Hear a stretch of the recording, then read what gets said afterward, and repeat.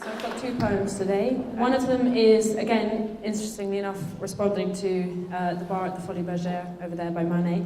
And yeah, there's so much inspiration available in this room. It was really, really difficult to choose one thing to write about or to sort of, to go for.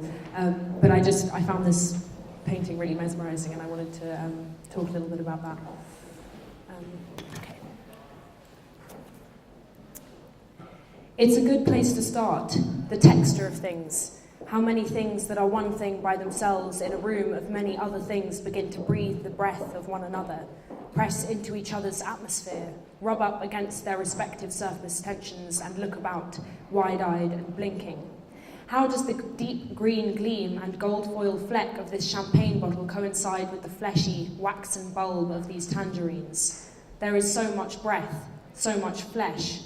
How would it all taste if you licked it? Put differently, if I licked you, how would you taste? How far can laughter carry in a room full of liquid? How does my hand feel coming to rest on the nape of your neck? Which poison can you administer that will resurrect me? Will 1 franc afford me 1 spoonful of solvent love? Is your gaze tender, or does it ossify?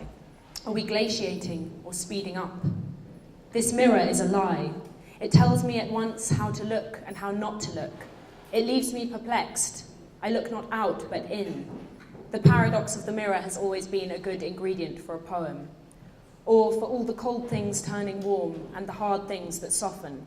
For all the mirrors in the world, has there ever been one instance in which you have turned, sober and open-eyed, into the face of another and understood?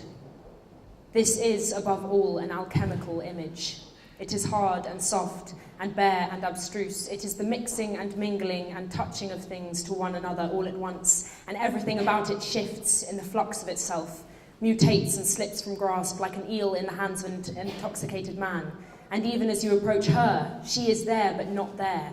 Put differently, her gaze is on you but not on you, and in this way you will never have her.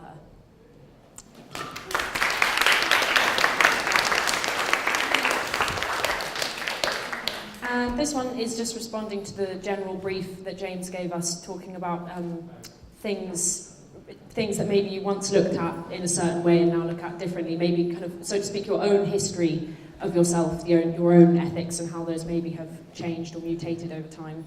And I was stuck with the kind of idea of the fact that I feel like every day we wake up potentially as someone slightly different to the day before. But at the same time, there's a constancy in that we're always changing. So I had a weird dream, and then the poem came from that. This poem is called I Am 7,915 Days Old. Woke up from a dream in which the world ended via nuclear bomb. It was undramatic. There was, pleasingly, no international bickering pre-apocalypse because we were all going to die and everyone was to blame. The bomb looked neat.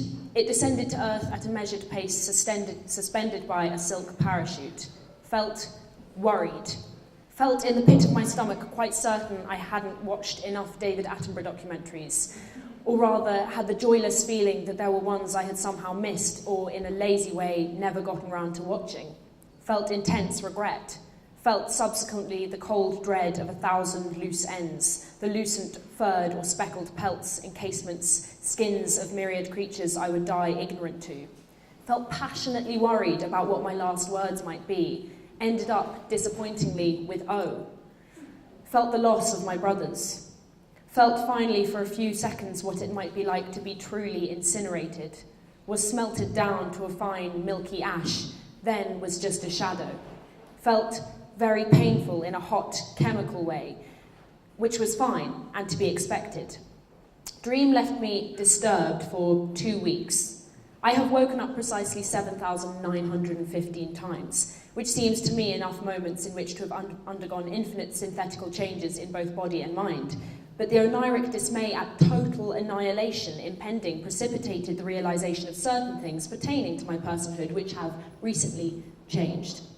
For example, it seems for many years I did not care about death, though do care more now, apparently.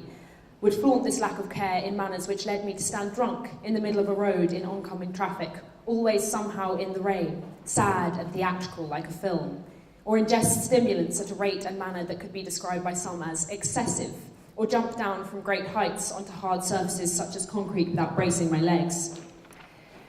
Don't like pain in sex so much. This is new, as I've always enjoyed being slapped, spat on, scratched, etc., at the very least as part of my sexual practice, the function being that pain would shoot me on an express way to ecstasy, whereas in recent months I enjoy taking the scenic route to orgasm. Want to feel suspended as a large tropical seed floating in water, in the arms or indeed between the legs of another. Accept that, in a respectful, detached way, that being more than edible, some people do actually enjoy the consumption of anchovies. Want more and more to be in nature, in the specific sense that I desire to collude in the materialization over time of a cave or rock formation somewhere secluded and far from other human life.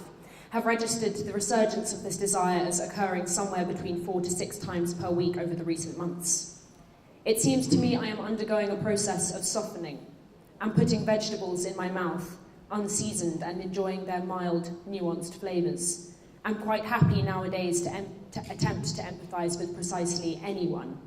I'm grateful for quiet and days in which I am not required by external forces to do anything at a fast pace, although some days I'm rubbing moisturiser on my face in the morning thinking help. Though I am still trying to write my life as an equation and also still looking to the moon for guidance, I am still bleeding and sometimes crying.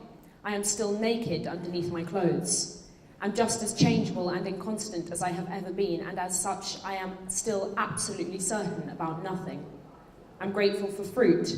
I'm grateful for the dictionary. I'm grateful for rain and all my loneliest Google searches.